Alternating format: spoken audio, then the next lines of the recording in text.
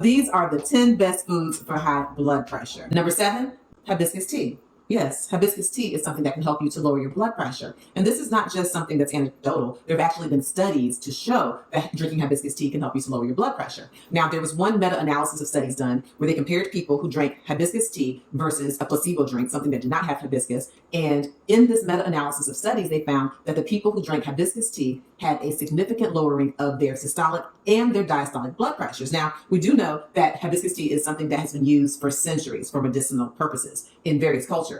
Very specifically for blood pressure, it has antioxidants, including flavonoids and anthocyanins, which help to decrease inflammation, get rid of free radicals, and these things help to dilate your blood vessels and to decrease blood pressure. Another thing about hibiscus tea is that it has an ACE inhibitor effect. So you've probably heard of ACE inhibitors as drugs, right? Like lisinopril, ramipril, and these are drugs that help to decrease blood pressure, dilate blood vessels. Well, this hibiscus tea, this natural tea, also has some ACE inhibiting effects, angiotensin converting enzyme blocking effects, and that can also help to lower your blood pressure. And so hibiscus tea is something that you can certainly incorporate, right? You can wake up in the morning and have yourself some hibiscus tea. You can drink it before you go to bed at night. Make sure you consult with your physician, because if indeed you start to get blood pressure lowering properties after incorporating hibiscus tea, then if you're on blood pressure medications, your doctor may need to start pulling them back. So yes, number 7, hibiscus tea, it is something that can help you to manage your high blood pressure.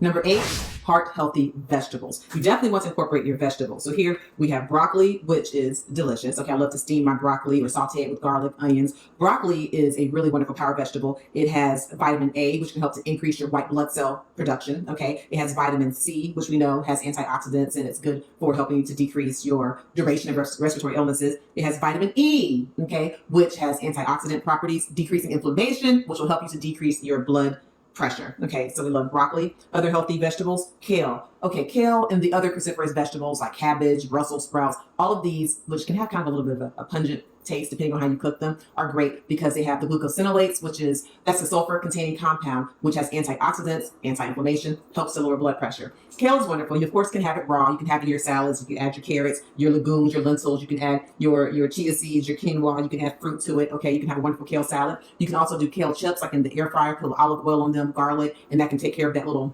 of a savory craving you may have. I also have a patient who gave me an idea. She actually freezes her kale and then she puts it in the blender with strawberries, blackberries, blueberries, and she makes herself something that has the consistency of ice cream, and she includes the frozen kale in it. So yes, very healthy to incorporate. What else? Oh, we have carrots. Carrots are wonderful because they have high potassium, which can help you to lower your blood pressure. They also have beta carotenes. They have fiber, which again can help to decrease inflammation in your blood vessels. Other healthy vegetables, spinach, that's another really great one. And some other healthy vegetables, I have them right here. We have red pepper. Now, who doesn't love red pepper? Here is a fun fact. A red bell pepper actually has twice as much vitamin C as most citrus fruits, right? So when you think about lemons and limes, you think that they own vitamin C, but no, bell peppers are actually loaded with vitamin C. We know that they have antioxidant properties, beta carotene, fiber. Red bell peppers are another way to help you to lower your blood pressure. And I like to just have raw bell peppers, okay? I might dip them in a low-calorie dressing, add them on my salads, or incorporate them into a stir-fry dish. And that's a great way to incorporate red peppers into your diet and help your blood pressure. And then cucumbers. Cucumbers have seeds. Fruit, vegetable. At any rate, they are low in sodium and another excellent healthy food to add into your diet in order to maintain a healthy blood pressure. Number 9, cacao. We're talking dark chocolates. Yes, dark chocolates. And yes, we always talk about chocolate like it's like the arch nemesis and like it's horrible. But when you're dealing with chocolate that has 70% cacao or greater, it actually can have some medicinal benefits, including the lowering of blood pressure. So here's what happens. When you have cacao, it has flavonols. And flavonols help your blood vessels, the endothelial cells, to increase nitric oxide production. Nitric oxide is a substance that helps your blood vessels to dilate, okay? It increases vasodilation, which means your blood vessels are bigger, they relax, and the blood pressure is lowered. So when you're eating chocolate, and I'm not talking about milk chocolate, I'm not talking about chocolate with all kinds of sugar added and caramel and nougat and nuts and brown, I'm not talking about that. I'm talking about cacao, 70% or higher. When you have it in moderation, it can literally help to lower your blood pressure. Number 10, spices. Yes, spices are going to be important for you to enjoy your food, and there are spices that are actually healthy for your blood pressure.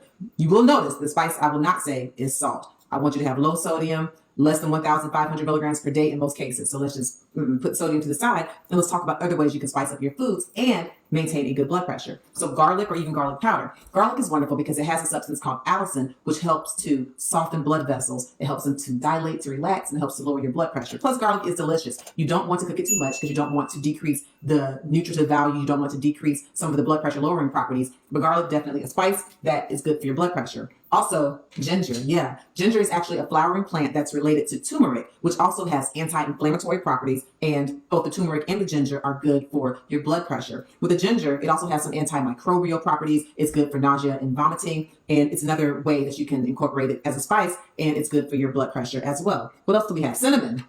We have cinnamon. You can add cinnamon, and like if you're eating sweet potatoes, for example, you can put cinnamon there as opposed to sugar, okay, as opposed to butter. You can certainly add cinnamon to spice up different foods. You can even do a little cinnamon with this cacao that we have if you want a nice little dessert that is, pretty good for your blood pressure. What are some other spices that we have here?